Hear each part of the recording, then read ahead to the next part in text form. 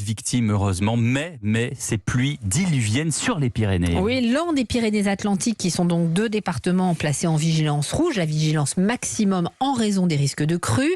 Et en effet, la montée des eaux est impressionnante. Stéphane Place, on fait le point sur la situation avec vous. Oui, avec des secours qui sont intervenus plus de 250 fois ces dernières heures, mais pas d'accident grave ni de blessés. Pierre Devinot le disait à l'instant, c'est ce qu'a indiqué cet après-midi le ministre de l'Intérieur, avec des secteurs des Pyrénées-Atlantiques, des Landes aussi, où l'on demeure très vigilant ce soir. C'est le cas à Larens, ville béarnaise, où les rues en pente ont été affectées par ces crues. Céline y tient un restaurant. Il y avait un torrent de boue qui arrivait vers le restaurant. Donc on a débouché les bouches à égout, enlevé les feuilles. On a essayé de barricader le plus possible devant les portes, à mettre des tables devant, des planches. Et on a épongé un peu ce qui était rentré. On a réagi à temps. Là, ce soir, on va rester sur le qui-vive. On va voir.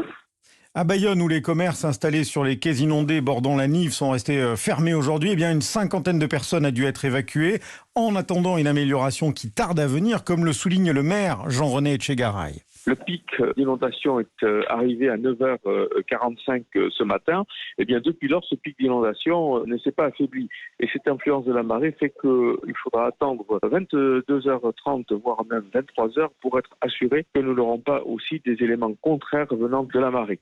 Alors, de nombreuses routes départementales sont coupées, bien sûr, d'où les recommandations de prudence du préfet des Pyrénées-Atlantiques, Eric Spitz. Pour les habitants, les Béarnais et les Basques, c'est surtout de s'éloigner des cours d'eau, de ne pas s'engager à pied ou en voiture sur une voie immergée, et puis surtout, ne forcez pas les barrages de route lorsque des panneaux et des barrières sont installés.